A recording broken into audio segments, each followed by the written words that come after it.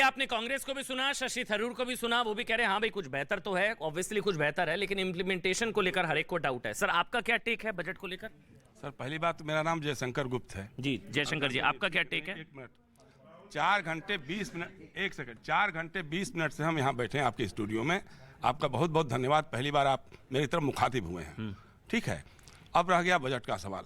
यहाँ इतने सारे विद्वान बैठे हुए हैं, किसी का नसें बाहर हो जा रही हैं, किसी को कुछ हो जा रहा है, कोई समझा नहीं पा रहा कि भाई 3 लाख रुपए का तो टैक्स फ्री है, लेकिन 3 लाख से 7 लाख के लिए हमको क्या करना पड़ेगा, जिसके लिए हमारा टैक्स फ्री हो जाएगा या जीरो हो जाएगा, कमाना पड़ेगा। अब जो पेंशनर है, मेरे जैसा जो पेंशनर आदमी है, वो क्या करेगा? 3 लाख से लेकर 7 लाख तक की छूट को फायदा उठाने के लिए उसमें कितना स्टैंडर्ड डिडक्शन का होगा, कितना ATCC का होगा, ये कोई जितने चार्टर्ड अकाउंटेंट है कोई 10 नंबर दे रहा है, कोई इतना अच्छा बजट सामने में आया है। I need to speak in detail with you. विरोध हो, अंधभक्त हो या अंध विरोधी हो, उन्हीं की जमात है। सर दरबारी भी है, ऐसी बात नहीं है। वही कर रहा हूँ, दरबारी है, अंधभक्त है और अंध विरोधी भी है, मतलब इसमें नहीं दरबारी भी है सर, समझने वाली बात है। देखिए सीधी सी बात है। चलिए बजट पर आते हैं ना सर, बताइए ना कैसा लगा, क्या नंबर, क्या टेक अवे, क्या बजट पर आइए ना सर। ये सरकार जुमलों की सरकार है, ये पूरा का पूरा बजट जो है जुमलों पे आधारित है। सिर्फ एक जो अच्छी चीज हमको लगी, जो अशोक वानखेड़े बता रहे थे, जो राष्ट्रपति द्रौपदी मुर्मू ने जो कहा था कि साहब जमानत हो जाने के बाद भी जेल से बाहर नहीं आ पाते हैं क्योंकि पेनाल्टी का पैसा देने का भी उनके पास इंतजाम नहीं होता है, वो उसको जो बढ़ाया उन्होंने कर। अच्छा, बजट में क्या जुमला लगा आपको? वो एक पॉइंट क्या जुमला लगा? जब इसको बजट को आप बाद में समझेंगे, आपने सुना होगा ना सर आप? हाँ, सुना ना मैंने। हाँ, तो क्या जुमला लगा?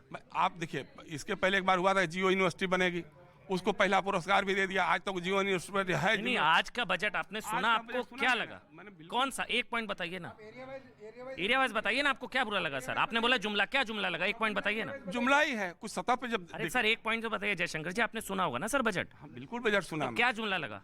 यही जुमला लगा जो लगा था कि साहब बहुत बड़ी छूट मिल जाएगी, बहुत बड़ा सुविधाएं हो जाएंगी, विकास। नहीं, जुमला क्या लगा सर? आपने बजट सुना है? देखिए बजट का मतलब क्या होता है, आमदनी और खर्च का संतुलन। आपने सर आपने बोला जुमला, मुझे बताइए ना क्या जुमला लगा? एक तो पॉइंट बताइए ना मेरे को, क्या ये वादा था, ये जुमला है? वादा जो भी था। सर आप पूर्वाग्रह से ग्रसित लग रहे हैं सर, माफ करिएगा, आप सीनियर हो, लेकिन आप बताइए ना एक पॉइंट बताइए ना, क्या आपने सुना होगा ना सर? क्या आपको, आपने बजट सुना होगा, एक हाईलाइट जो आपको लगी कि ये जुमला है, ये नहीं हो पाएगा, ऐसा कोई वादा? कौन सा वादा? क्या अभी तक हम 8 साल से देखे यही देखते। सर आज के बजट की बात कर रहा हूँ, आपने सुना ही नहीं है फिर बजट, आप फिर तय करके बैठे थे। यही आपका रिव्यू पहले भी ले लेता जुमला होगा, तो बताइए ना, एक पॉइंट बताइए मेरे को। जो भी बातें हुई हैं, अब जैसे मान लिया आपने कह दिया महिलाओं के लिए कि 2 लाख रुपए पर उनको छूट। मैंने नहीं कहा है सर, अरे आप अपना बताइए ना, आपने सुना बजट? भाई आपकी बात नहीं मैंने कर रहा हूँ, आपसे कौन होता है? आपने बजट ही नहीं सुना है सर? बजट खूब सुना है। तो बताइए ना कौन सा पॉइंट आपको बुरा लगा? वित्त मंत्री ने कहा कि महिलाएं हमारी प्राथमिकता में होंगी, 2 लाख रुपए जमा करेंगी अगर वो 2 साल के लिए, उस पर 8-7.5% का उनको इंटरेस्ट मिलेगा। आज सारे बैंक दे रहे हैं 7.5% और 8% का बैंक, सारे बैंक दे रहे हैं FD पे 1 साल 2 साल के ऊपर। इसलिए जुमला। अरे और क्या है फिर उसमें, और क्या है? अपने अलग से क्या किया उनके लिए? कैपेक्स में 33% युवाओं के लिए रोजगार की कौन सी और आपने व्यवस्था की है? प्रधानमंत्री बोलते हैं 2 करोड़ लोगों को हर साल रोजगार मिलेगा, इसमें बजट में कितने लोगों को रोजगार मिलेगा?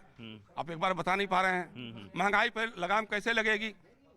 ये वाला रिएक्शन आपका बजट से पहले भी था, शायद से जुमला होगा, वो बजट से सुनने से पहले भी आप तय करके बैठे थे जुमला होगा मेरे ख्याल से। हाँ एक मिनट आ रहा हूँ जयशंकर जी। देखिए मुझे लगता है ये जो बजट है वो सबका साथ सबका विश्वास वाला बजट है, और सबको साथ लेने की बात कही, और कहीं ना कहीं मुझे लगता है कि हकीकत के धरातल पे इसको उतारा भी गया है। क्योंकि अगर हम बात करें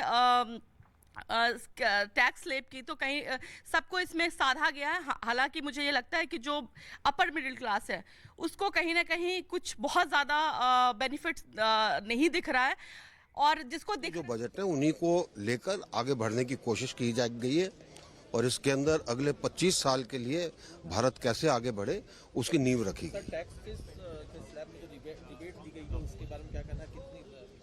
अब एक बार जाके कैलकुलेट कर लें, आप भी कर लो, मैं भी कर लेता हूँ। कंप्लीट करिए। हाँ बताइए।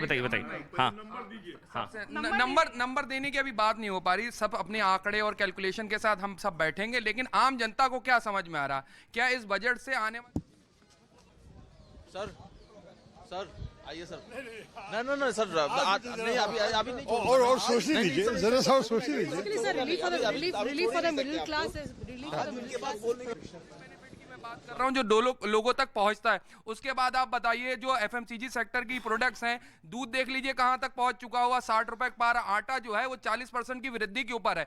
ये जो आंकड़ेबाजी का हम लोग सब बताते हैं, इससे आम जनता को क्या बेनिफिट हो रहा है? क्या महंगाई कम हो जाएगी? क्या हम उधार का ले करके, खा करके, खर्च करके जो है उस पर अपनी जिंदगी गुजर बसर कर लेंगे? एक तो बचाया जाता है। ये बजट से पहले भी सेम स्पीच थी ना सर, बजट के बाद नहीं होनी चाहिए ना सर। बजट के बाद ही बता रहा हूं। बजट अभी सुनिए, यदि उसको बजट समझ में नहीं आया होगा या उसके हिसाब से नहीं होगा। बजट समझ में नहीं आया तो फिर बजट की आलोचना क्या? एक मिनट ना सर, एक मिनट।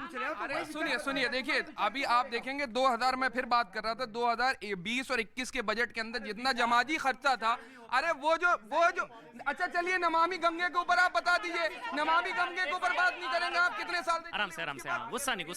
नहीं, जब बात करते हैं कि 9.5 दे रहे हैं, 10 दे रहे हैं, आप 10 में से 11 नंबर भी दे दीजिए, लेकिन 2020 और 21 का बजट उठा के देखेंगे आप कितने देंगे? सर अभी इतनी जल्दी जल्दबाजी करते हैं कि पंच लाइन बनाने के लिए और टीवी पे चलाने के लिए बहुत मिडिल क्लास के लिए मुझे इतना टैक्स नहीं समझ में आ रहा। मुझे बताइए मिडिल क्लास के लिए क्या है इस पूरे बजट? एक मिनट सर, एक मिनट रजत, एक मिनट सर, एक करके सबको। हाँ रजत, देखिए अगर आप जब अर्थव्यवस्था के बारे में बात करें उसको राजनीति का अखाड़ा बनाएंगे तो ये दुर्दशा होगी डिबेट्स की।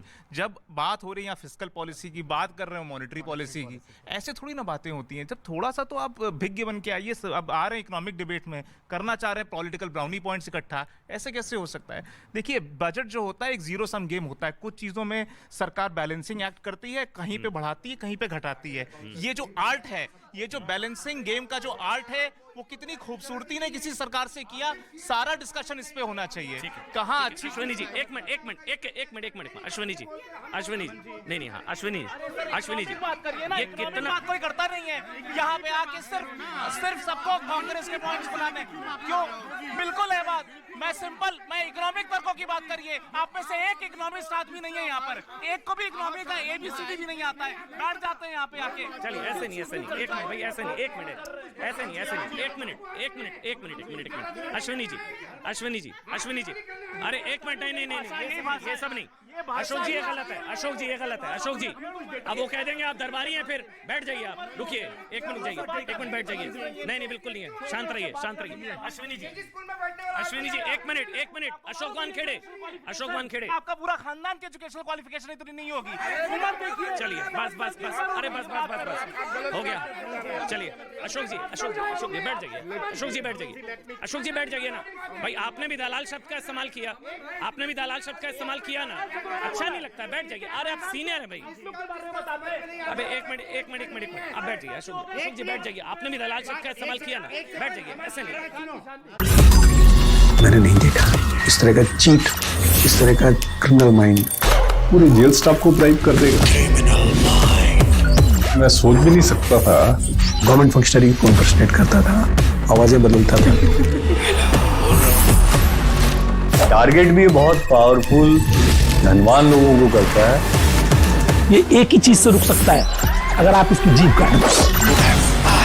न्यूज चैनलों के इतिहास में पहली बार न्यूज 18 इंडिया की web series FIR number 208 streaming 3rd February 9 PM